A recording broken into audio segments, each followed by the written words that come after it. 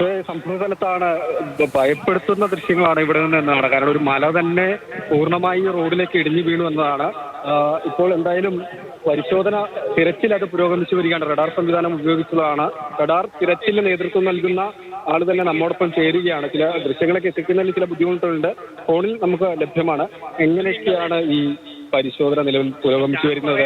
നേരത്തെ സിഗ്നൽ കിട്ടിയത് ലോറിയാണെന്ന് സംശയിച്ചിരുന്നില്ലേ? എങ്ങനെയൊക്കെയാണ് ഈ തെരച്ചിൽ പുരോഗമിച്ചു വരുന്നത്? തെരച്ചില് നമ്മൾ മെയിനായിട്ട് റഡാർ വെച്ചുള്ള തെരച്ചിലാണ് ചെയ്യുന്നത്. അപ്പോൾ അത് ചെയ്യുന്നത് എങ്ങനെയാണെന്ന് ചോദിച്ചാൽ, നമ്മൾ ഈ കാണുന്നതാണ് റഡാറിൻ്റെ മെഷീൻ.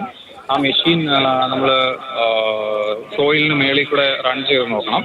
അപ്പോൾ ഡൈലക്ട്രിക് കോൺസ്റ്റന്റിൽ വ്യത്യാസമുണ്ടല്ലോ, അതിൽ മെറ്റാലിക് ആയിട്ടുള്ള എന്തെങ്കിലും അതിൽ മെയിനായിട്ട് നമുക്ക് അത് ഡിറ്റക്ട് ചെയ്യും, കാണാൻ പറ്റും.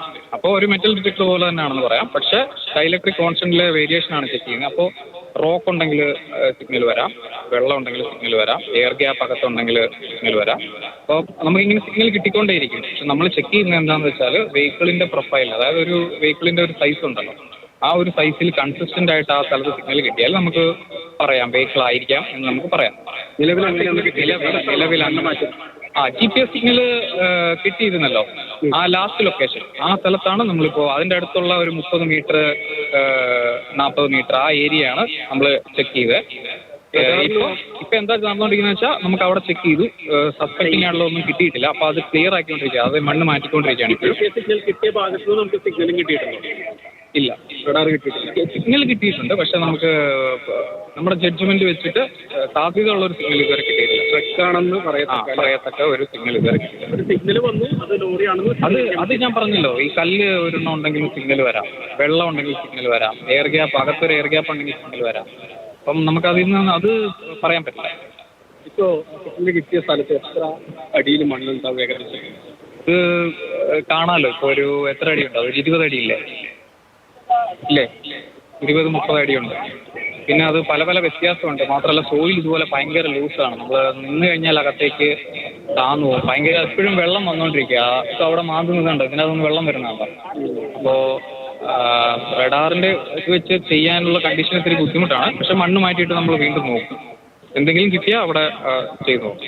പിന്നെ അവർ അത് അവരുടെ ഇൻസ്ട്രക്ഷൻ അനുസരിച്ച് നമ്മൾ ചെയ്യുന്നുണ്ട്. അവർ മണ്ണ് മാറ്റിയിട്ട് പറയും, അപ്പോൾ നമ്മൾ വീണ്ടും ഒന്നുകൂടെ ടെസ്റ്റ് ആക്കും. വളരെ ശ്രമകരമായ ദൗത്യമാണ്. വേറെ നമ്മളിപ്പോൾ ഇവിടെ ചെയ്യാൻ പറ്റുന്നതെല്ലാം ചെയ്യുന്നുണ്ട്.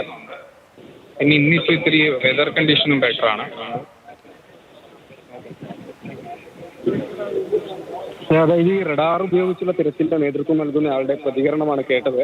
നേരത്തെ ഒരു സിഗ്നൽ ലഭിച്ചിരുന്നു, അത് ലോറിയാണെന്ന് സംശയിച്ചിരുന്നു, ട്രക്കാണെന്ന് സംശയിച്ചിരുന്നു. പക്ഷേ അങ്ങനെ സ്ഥിരീകരിക്കത്തക്ക വിധ സിഗ്നലുകൾ പിന്നീടൊന്നും ലഭ്യമായിട്ടില്ല എന്നാണ് അവർ പറയുന്നത്. ആ സിഗ്നൽ ലഭിച്ച സ്ഥലത്തെ മണ്ണ് മാറ്റിയുള്ള തിരച്ചിലാണ് ഇപ്പോൾ എന്തായാലും നടന്നുകൊണ്ടിരിക്കുന്നത്. ഇവിടെ ഈ സ്ഥലത്തേക്ക് വരുന്ന സമയത്ത് അതിഭയാനകമായ കാഴ്ചയാണ് ഇവിടെ കാണാൻ കഴിയുക എന്നതാണ്. കാരണം ഒരു ഭാഗത്ത് ഈ വലിയ മല, ഇടുക്കിലുണ്ടായ മല, അതിന്റെ ഒരു ഭാഗം തന്നെ പൂർണ്ണമായി ഇടിഞ്ഞ് റോഡിലേക്ക് വന്നു എന്നാണ്. റോഡിന് തൊട്ട് താഴെ അതിവേഗം തിരികെ എത്താം. നമുക്ക്